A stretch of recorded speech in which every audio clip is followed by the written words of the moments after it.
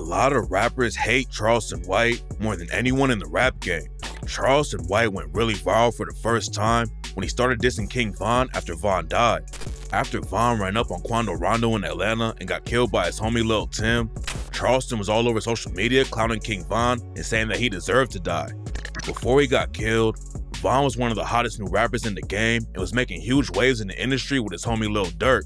Von came up repping O-Block in Chicago and was known for being one of the most savage dudes in the streets. And a lot of people were giving Von clout in the industry because he really came from the trenches. Von's death shook up the whole rap game and almost everybody was showing love to him after it went down. But Charleston went a different way. Charleston told DJ Academics that Von deserved to die because he killed black people and called himself a demon. King Von was known to be a killer, a man who killed black people. Fuck that idol. That idol is a demon, a self-proclaimed demon. Nigga, I don't ride with demons. When Academics brought up how a lot of people didn't like Charleston celebrating Von's death, Charleston brought up how Von and all his homies used to diss Tuka. You've turned his death into almost a celebration. Well, tell that to the Tukaville people that's been smoking Tuka. They did Tuka like that for 11 years. I never even knew who Tuka was until last year. I never knew even who Tuka was. So you mean to tell me we can Tuka for 11, 12 years, and his mother is over in the corner pleading? Tuka was a 15-year-old dude who was cool with some gangster disciples in Chicago, and he ended up getting caught in the war between black disciples and gangster disciples and was tragically killed at a bus stop. Tuka was cool with a lot of GDs, but he wasn't really active in the trenches. He sold weed and stole clothes, but Tuka wasn't a shooter at all. That didn't stop the BDs from dissing him like crazy though. And on an unreleased track called How I Rock, King Von raps, "Smoking on his Tuka pack and it's loud as fuck. Phone them caught Tuka ass getting off the bus. I know Tuka mad as hell. He probably tired of us. But when I die, find Tuka ass and I'ma beat him up." Chief Keef was the one who kicked off the whole drill wave in Chicago, and he was dissing Tuka from the jump. On the track 300, Keef raps, "Bullets hot like the sun, nigga. She like Sosa, I'm a big fan. Bitch, I'm leaning like a kickstand. I'm high, I'm smoking ganja. Fuck a Tuka gang, bitch, I'm 300. Tuka's mom said when she heard Keef dissing her son on the radio, she called up the radio station to get it taken off the air, but the station just blocked her phone and kept playing the track. Chief Keef's song was the first song that I heard diss my son on WGCI. And I had been calling them trying to, you know, my little cousin heard this, then who else done heard it? He got family out here like in real life. So they put me on the block list, stuff like that, to keep me from calling in. Charleston White said nobody was ever standing up for Tuka, but everyone was acting sad about King Von getting killed. Some people thought Charleston was right, even though he was being disrespectful. But King Von's homies obviously didn't feel the same way, and the situation sparked a beef with two other BDs from Chicago. 600 Breezy is a rapper from Chicago who's tight with Von. Breezy's been in the streets for a long time and got booked for selling crack in Iowa back in 2012. Then he came home to Chicago and got caught up in the war between the BDs and GDs. Breezy got shot 3 different times and survived all of it, and that's when he decided to hop in the booth. Breezy has a lot of respect in the city, but that didn't stop him from getting embarrassed by Charleston White. Charleston White got hired to go to a movie premiere in Mississippi, but what he didn't know is that 600 Breezy was in the movie. Charleston got picked up by some dudes at the airport and they took him to a house in the middle of the hood, and 600 Breezy was already there. Charleston didn't know who Breezy was at the time, so when he saw him on the front porch of the crib, Charleston just dapped him up and went inside. Then a few minutes later, 600 Breezy came inside and tried to press Charleston over what he said about King Von. Charleston said he didn't know anybody in the room, but he still stood his ground and didn't back down to Breezy. Charleston told Breezy he was ready to die behind what he believed in, and that's when Breezy decided to just drop the whole thing. After it went down, Breezy told DJ Vlad that he actually had respect for Charleston for standing up for what he believed in, but he said if he saw Charleston again, that it was gonna be a problem. Like, I respect the old nigga because he stood up for what he believed in. He basically like, shit, I'm on some better than us shit, but I'm like, you can't be trying to better us if you disrespecting black people and bringing them down or whatever, cool. So I politely was just like, look, listen here, when you see me outside of this setting, I'm just letting you know, man to man, that it's gonna be a problem. Charleston said he was ready to throw hands with Breezy right there, but Breezy said there were a bunch of OGs in the room and he didn't want to disrespect them by starting the fight. A lot of people clowned Breezy for talking tough after he got backed down by Charleston, but Breezy told DJ Vlad, he get the, man, I come to Chicago, book me. I mean, we gonna book you then. He says, and watch how I show up with the whole sheriff's department. he's dangerous, bro. And he's dangerous for the fact that he'll throw a rock at you and then call the police on you. Breezy wasn't the only one of Von's homies that got embarrassed by Charleston though. Charleston kept up the distance against Von, and people started telling him that Lil Durk was gonna kill him over the situation. Charleston told Say Cheese TV, Lil Durk ain't no bad motherfucker. No, man, bad motherfuckers don't have fat white baby mamas. Durk didn't respond to the diss, but Charleston wasn't finished yet. Charleston linked up with Lil Tim, who's the one who pulled the trigger on King Von. After they linked up, Charleston posted a pic of them together and said that he shook the legendary hand that pulled the trigger to slump and hump King Von. Somebody in the comments tagged Lil Durk, then Charleston responded and said, that dope fiend in rehab. Lil Durk had just gone to rehab to kick his addiction to codeine and Xanax, and Charleston wasn't gonna miss a chance to diss him about it. Charleston even sent shots at King Von's sister, Kayla B. Kayla said that she spotted Charleston and would have beat his ass, but the cops were right next to him. So Charleston clapped back and said that he would kill Kayla if she tried to put hands on him and that she would end up dead, just like her brother Von. Charleston even wrote a message to Von's mom on Instagram, telling her he was proud that he shook the hand of the dude that killed her son, under the picture of him with Lil Tim. The BDs weren't the only ones in Chicago who had issues with Charleston though. King Yella's a GD rapper who was tight with FBG Duck before he died. He got pressed at Charleston after Charleston started speaking on FBG Duck. Charleston clapped back at Yella, but he didn't just diss him.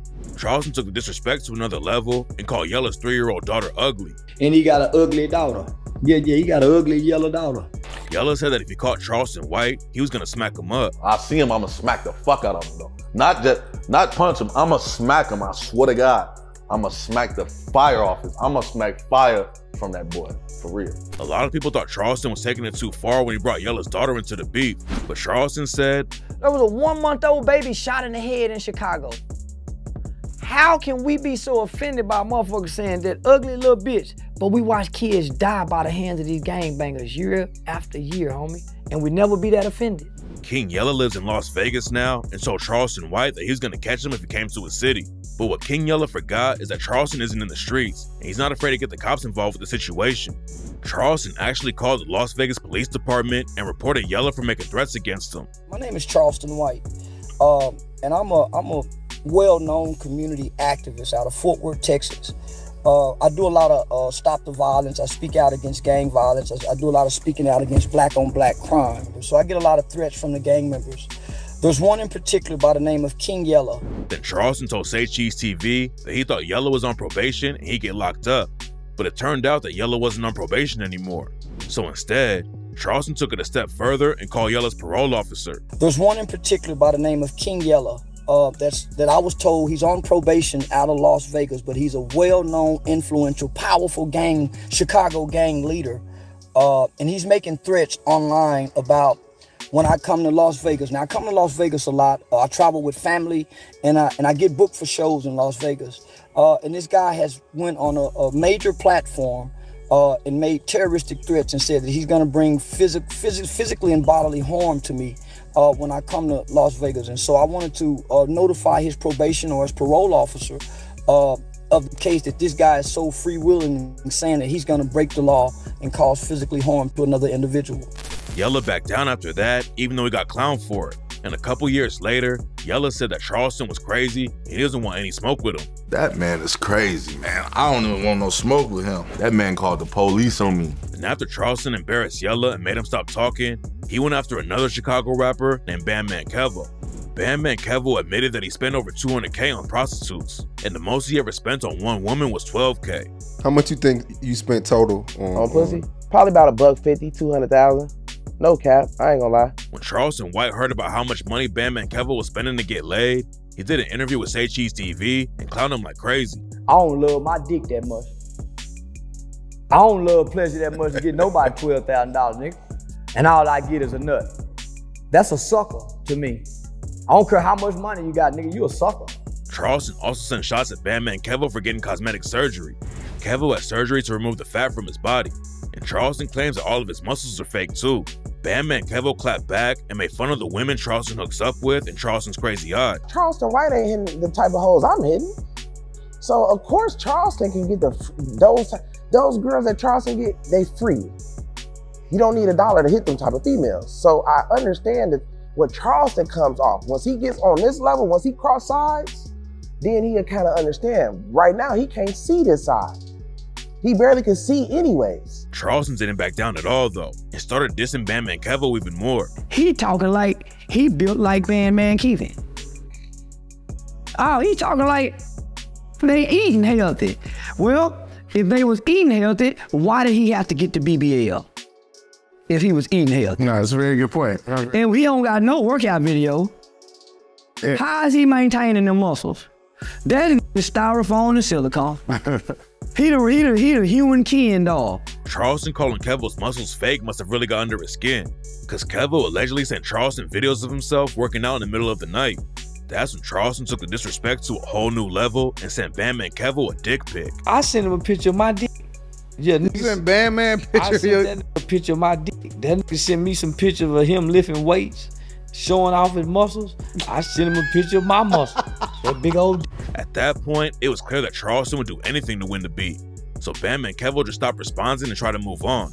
It wasn't a good look for Bandman Kevo at all, but the beef never got that serious. A few months later, Charleston White was on a live stream with Aiden Ross, and Aiden called up Bandman Kevo. Charleston and Kevo joked about the situation and made it clear that their problems were never that deep. Charleston and Kevo never got close to throwing hands, but Charleston could have been in some real trouble after he started beefing with two gangster rappers and their sons too. It all started when Kanye West wore a White Lives Matter t-shirt. A lot of people thought it was a weird move, and Lil Boosie hopped on Twitter and aired Kanye out for it. He said that Kanye was using his platform to shit on his own race, and that Kanye should bleach his skin all white. Then Charleston jumped into the situation and aired Boosie out like crazy. He said that Boosie and other gangster rappers are responsible for way more destruction than Kanye, and that Kanye was even trying to free Larry Hoover from prison while all the gangster rappers were quiet about the situation. Charleston didn't stop there though. He also called out Boosie's son Tootie Raw and T.I.'s son King. King clapped back on IG Live and called Charleston a bitch and said he was gonna whoop his ass when he saw him. Charleston White, you was a bitch, boy. Man, we was about to whoop your ass when you come back down here from telling. King always acts like he's from the streets, even though he grew up as a millionaire, but Charleston doesn't care about looking tough. And after King said he was gonna put hands on him, Charleston went on live and called out T.I. for how he was raising his son. Yeah, that nigga T.I.'s son say, nigga, I'll whoop your old ass. Now T.I., you raising these kind of little yellow motherfuckers? You got a yellow motherfucker, look how your son look, talking about he'll jump on a 50-something-year-old nigga. Charleston made it clear he wasn't trying to throw hands with anyone and said that he would shoot King in the throat if he attacked him. Say, T.I., listen, if your boy jump on me, y'all will bury that yellow motherfucker. I shoot him right in his goddamn throat. That's when T.I. decided to get involved with the situation and started sending shots at Charleston. Whatever grown man fix their face to talk about a fucking child, use a hoe nigga. Nigga, come deal with the daddy. Come deal with the daddy, man. T.I. also dissed him on the track Step and rapped, "First your master got you, then them whites in Charleston bought you, to the point you think folk on IG care about you. And what a day. My son responds to what a fuck nigga say. I end up on the internet going back and forth with a J. Use a never was, suck a dick to get a dub, nigga." So then Charleston clapped back and called T.I. a snitch. Back in the day, T.I. got booked for possession of 3 unregistered machine guns and 2 silencers. T.I. was already a convicted felon and was facing 10 years in prison for the guns, but he pretty much skated on the case and only had to serve a few months. The whole situation was sketchy, and Charleston called T.I. out for it. That man say he a 7-time convicted felon in one song. 7 convicted felons. How about the nigga said 7 convicted felons? How you get caught with all these got guns? How? How? What deal? You can't even find his records nowhere on this. What deal can you possibly make with the FBI with all these military weapons, silencers, homie? As many as he had with 7 convicted felons. After that, T.I. pretty much dropped the beef completely, and it was clear he didn't want any more smoke with Charleston. T.I. tried to squash the issues during a phone call with Charleston, but Charleston called him a bitch right after it went down, and T.I. never responded. Yeah, just got off phone with that bitch ass nigga T.I. Yeah, nigga, you don't get to dictate nothing, nigga. When Boosie got asked about what he thought about Charleston going after his son, Boosie said he wasn't gonna speak on it because his opinion could get him locked up. I ain't really got no opinion on him because, you know, my opinion can send me to prison. Boosie said he didn't want Tootie Raw going back and forth with Charleston either, but Tootie didn't listen and ended up getting locked up. T.I. was throwing a paperwork party to prove that he didn't snitch on his dead cousin in an old case, so Charleston White pulled up and clowned T.I. and his crew. After that, Boosie's son Tootie Raw allegedly sent threats at Charleston in his DMs, so Charleston sent Tootie Raw's picture to the cops and told him that he was running around with guns. A month later, Tootie Raw got booked on gun and drug charges, and Boosie claimed that Charleston was the reason Tootie got locked up. You saw Tootie Raw got locked up? Yeah, I'm the one had the police lock him up. I sent his picture to the Department of Public Safety. Then in June 2023, Boosie got booked by the feds, and Charleston went live to clown him about the situation. Boosie got out a few months later and went on Vlad TV to talk about it. Vlad revealed that Boosie actually asked him not to interview Charleston again. Now, I remember you had called me and you said, hey man, as a friend, I'm asking you not to interview Charleston anymore because he said some shit about my kids. Yeah. Boosie said he wasn't going to beef with Charleston because he didn't want to end up in jail. But then Boosie allegedly tried to threaten a promoter in Baton Rouge who booked Charleston White for a comedy show. It's not clear what really went down, but Charleston claimed he's got a recorded phone call where the promoter said he was scared for his life because Boosie was going to send shooters at him. I got a recorded phone conversation with witnesses on the phone saying the promoter is scared for his life, that he got to live in Baton Rouge, that Boosie go send them people to get you. He said he can't have the show because Boosie goes, I said, nigga, I just hired the police.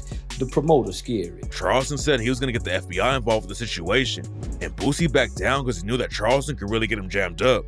Charleston also didn't stop dissing T.I. and his son King though. In November 2023, T.I. performs at an Atlanta Falcons game.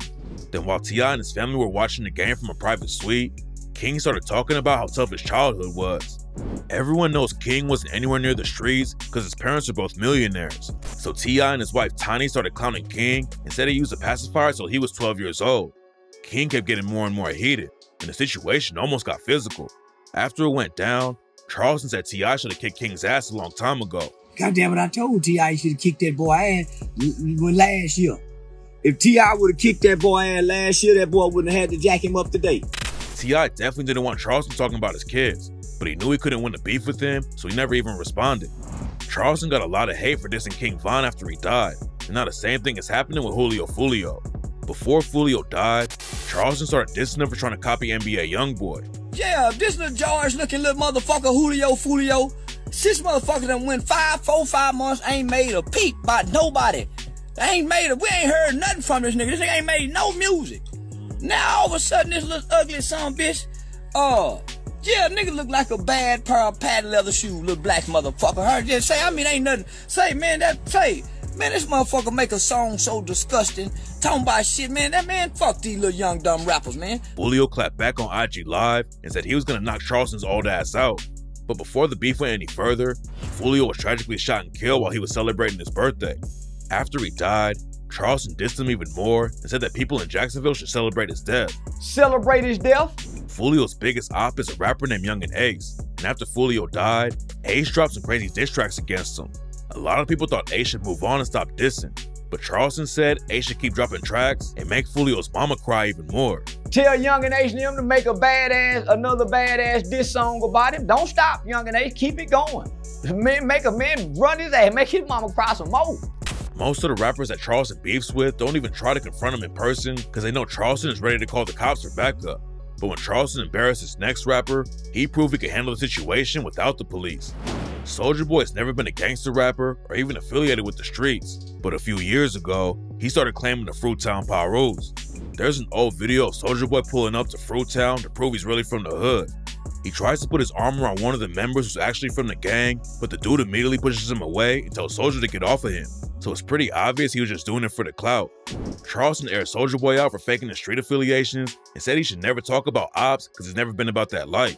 I want to remind Soulja Boy, you ain't got no motherfucking ops, nigga. And watch them you, remember you was on your tiptoes, nigga. Remember you was a tiptoeing nigga ass nigga. Yeah, nigga, you ain't got no motherfucking ops, nigga. Nothing about you was street. Soulja clapped back on IG Live and told Charleston to keep his name out of his mouth. But this time the beef didn't just stay on social media. A few weeks later, Charleston was in Miami when Soulja Boy and his crew rolled up on him. They tried to surround Charleston, but then Charleston pulls out a can of pepper spray and maced everybody. Then right after it went down, Charleston went live on IG and clowned Soulja Boy over the situation. Soulja Boy said that Charleston was afraid of him and allegedly started sending threats online again. So Charleston posted a video of himself filing a police report against Soulja and his homies. Then Charleston told Say Cheese TV, and this is what they told me about Soulja Boy. Since Soulja Boy want to be a Fruittown, Compton, Piru so bad, he's being entered into the database as one. Everyone knows that Soulja Boy isn't really affiliated with the Pirus in Compton like he claims, but since he's in the gang database now, he can be charged with gang crimes, and any other charges he gets can be enhanced because of his gang ties. Charleston also stood his ground when he was beefing with a Dallas rapper named Trap Boy Freddy. Charleston said he knows everybody in West Dallas, and he doesn't care about anybody from the hood. Trap Boy Freddy's been in the streets since he was a kid and was hustling so hard, he even got his own apartment when he was just 14 years old. At one point, he got arrested 12 times in 6 months, and Freddy's been involved with all kinds of wild situations. A lot of people wouldn't want to beef with Freddy in his own city, but Charleston sent shots at him and didn't back down when Freddy's crew tried to press him. And after it went down, Charleston hopped on social media to clown Trap Boy Freddy and said he was pressing charges against him too. All you Trap Boys, and I'm gonna press charges. Cause one thing I know, Trap Boy Freddy, you just got out on federal probation. You can't have no run-in with the law. I got your name on the report number as it's making the threats. It's called in concert to 2 or more committing crimes together in the state of Texas. One committed a crime. Just called a concert. Y'all are in concert. Trap Boy Freddy isn't the only dude in Texas that Charleston had issues with, and he proved that he's really not afraid of anybody in the rap game when he started taking shots at Jay Prince. Jay Prince owns Rap-A-Lot Records and is one of the most feared OGs in the game. Back in the day, Jay Prince allegedly beat a massive investigation from the DEA by paying off a presidential candidate named Al Gore. Jay Prince's crew is under investigation for allegedly running drugs all over the country. But the whole case got dropped, and an agent testified that he stopped the investigation because he was afraid of the DEA agents working on it were in danger. Jay Prince probably has more clout in Texas than anyone else in the game, but that didn't stop Charleston from dissing him. Charleston said that nobody cares about Jay Prince in Dallas and aired him out for not giving back to the community. We not afraid of Jay Prince up here in Dallas. Homie, he ain't had no influence up here. His sons, none of that shit. Mob ties don't exist up here because when the police kill some, where is mob ties? When we need murder solved in the community and these niggas kill babies, where is mob ties? When the women is getting beat and raped, where is mob ties, homie? Where is mob ties for the community program? Nigga, fuck mob ties, nigga. Jay Prince didn't respond to Charleston directly. Instead, he allegedly blackballed Charleston in Houston and got one of his shows canceled. Even the cops backed down from Jay Prince, but Charleston made it clear that he was ready for all the smoke. Jay Prince allegedly tried to reach out and squash the beef, but Charleston wasn't trying to make peace, and he's been dissing Jay Prince and his whole family ever since. Charleston doesn't just beef with street rappers though. Back in 2021, Lil Yachty released his own line of nail polish, and Charleston aired him out about it on Say Cheese TV. Yeah, niggas that sell they soul for a jelly roll. He wears it? Yeah, somebody done fucked he wears the nails. Yeah. You catch a man with nail polish on, somebody done push that shit in. Charleston said he doesn't even want his son listening to Lil Yachty because of the nail polish. Yeah, I don't want no part of no Lil Yachty. And if I catch my boy listening to Lil Yachty, we go sit down and have a long discussion. Yachty never responded to what Charleston said though, and he even brought Charleston on his podcast. That turned out to be a bad move for Yachty though, because Charleston was about to embarrass him on his own platform. Charleston tried to talk to Yachty about kids who fall into the streets, and Yachty told him that kids have way more resources now than they did back in the day. Well, I think that's back in the day. I feel like kids nowadays just got so much more resources. Charleston called Yachty out immediately and let him know how many kids are literally starving in America right now. Yachty tried to say that kids still have more resources because of social media. Then Charleston aired him out for being so rich that he lost touch with reality. How long you been rich, nigga? 8 years. You've lost touch with reality. Yachty actually agreed with Charleston by the end of the argument. I won't disagree. Yeah, you lost touch with reality. I tell him all the time. If you think kids have resources. I tell him all the time. What you say? I tell him all the time. And after the podcast came out, people were clowning Yachty for getting schooled like that on his own platform. Charleston also got into it with the rapper he used to be cool with, YSL Woody. YSL Woody's better known for his affiliation to Young Thug and YSL. Everyone thinks that Woody snitched on Thug and helped police build a RICO case against him. Woody claims he never snitched. He just gave police fake information to point them in the wrong direction. He even testified in the trial, but mostly refused to cooperate. After testifying, Woody dropped his first single, I Don't Recall. At one point, YSL Woody and Charleston White seemed to have a good relationship. In an interview with FYBJ Main, Woody said that Charleston hit him up and offered to fly him out and show him around. So what he did was he called me and he on some like, hey man, I want you let me meet your family. I'm gonna fly you out here to meet my family and show you around town. They linked up to do content and appeared in a few YouTube videos together. But not long after, Woody said he lost respect for Charleston. In an interview with No Jumper, Woody said that after they met, Charleston was doing interviews dissing him and calling him a killer. But when they met in person, he didn't have the same energy. Charleston clapped back in an interview with Say Cheese TV where he called Woody disloyal and accused him of snitching on Thug. After that, they started going back and forth dissing each other in interviews, and when Charleston got arrested, Woody was celebrating on social media. When he got out, Charleston took the beef to a whole different level by dissing Woody's disabled daughter. Woody got a retarded daughter. Yeah, Woody got a retarded baby. Nigga, my baby ain't retarded. Nigga, my baby graduated at 16. Woody got an autistic retarded daughter with a wooden leg. He even admitted that he was trying to get Woody to crash out and do something to him so Charleston could call the police and have him arrested.